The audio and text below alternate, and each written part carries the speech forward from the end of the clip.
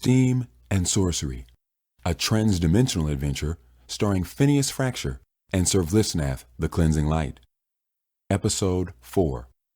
Written by Joseph Gatch and Daniel Mitchell. Read by Fentriss Moore. Roderick is a man of less than, shall I say, the moral standard of our community, Vlishginath uttered. He was the one that bumped into you on our way here.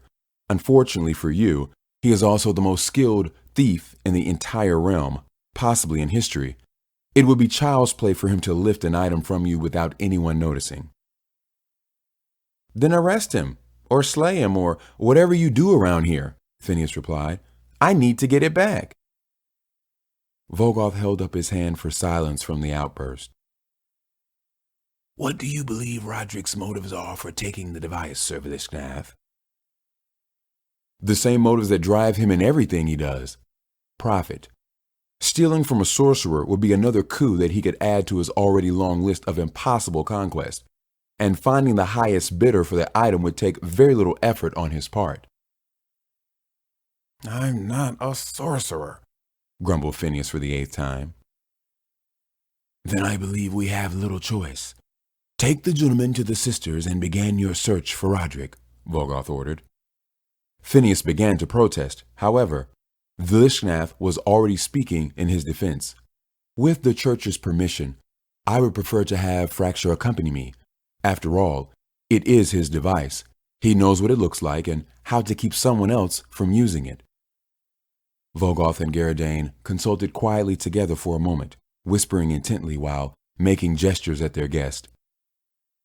We will allow this, Vogoth finally decided. However, you are to keep him under close scrutiny, and if he shows any sign of self-destruction, you are to bring him back to the sisters immediately. Is that understood? Vlishginath nodded and gave Phineas a sidelong grin. With their new charge in tow, the church knights left the chamber. I have one question for you, though, Vlishginath turned to Phineas. How have you come to possess such a firm command of the common tongue?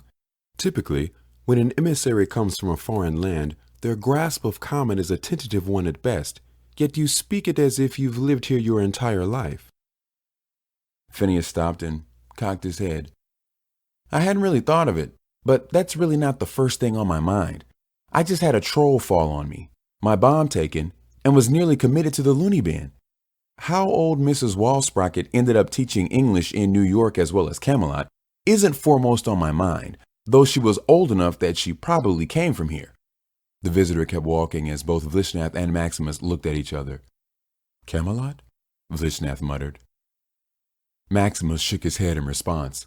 They quickly caught up with Phineas again, Vlishginath picking right back up where he had left off. If you are to come with us, you will have to be outfitted properly, he said as he guided Phineas toward the armory.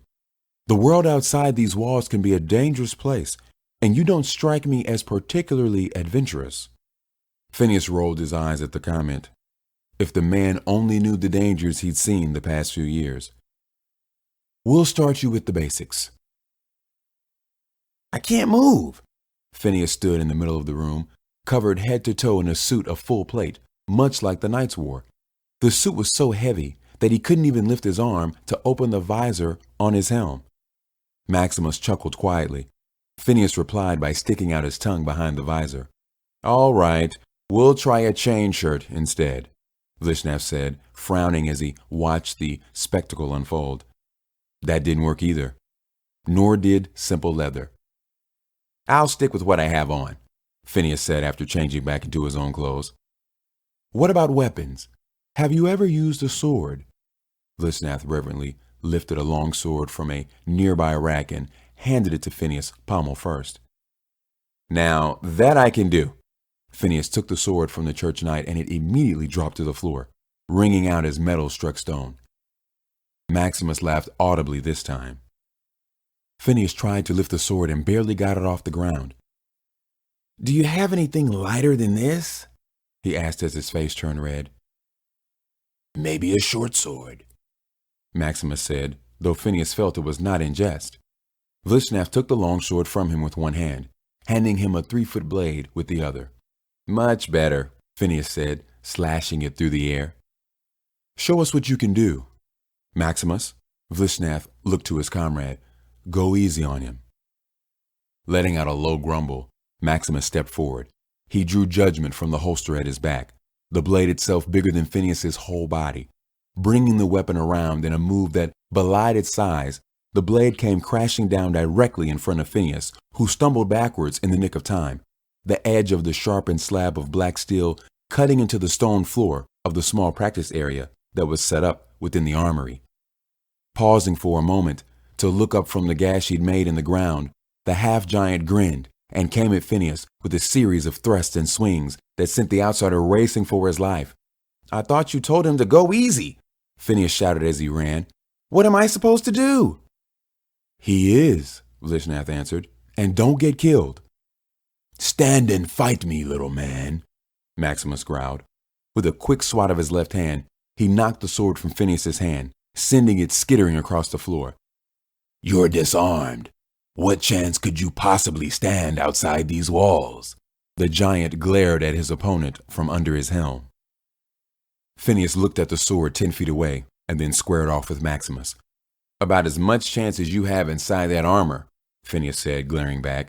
As the giant chuckled again, Phineas lowered his goggles and drew the hilt of his Tesla arc sword from his belt. He snapped it open, extending the rod and sending an electric arc racing up and down the shaft. Vlishginath and Maximus looked at the weapon with curiosity and confusion. Phineas took advantage of the pause in his opponent and charged forward, landing several blows against Maximus's armor. Electricity coursed through the black steel with each strike, Maximus roaring in anger as he fought against his muscles going rigid. A few more strikes, and he fell to one knee. Is that the best you can do?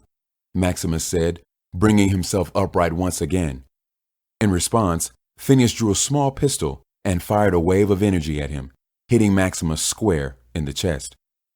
Maximus stood stock still, and some spittle began dripping from his helmet.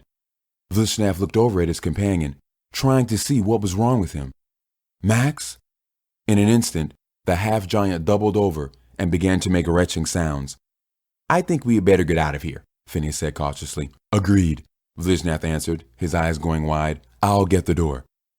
As the two made for the door, there was a tremendous heaving sound from behind them, and a long splatter as Maximus' last meal was expelled from his body.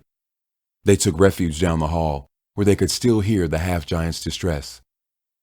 I'll be damned, Phineas said, looking at his gun. It finally worked.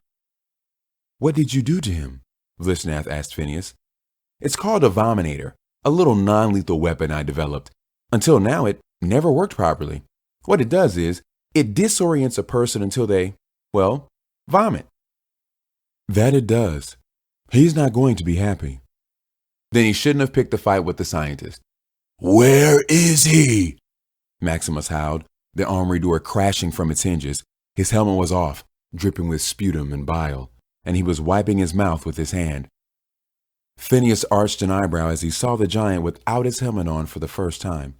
Did he look like that before? If he didn't, then I'm going to have to rethink the name of the gun. Yes, that's nothing new, Vlishginath answered.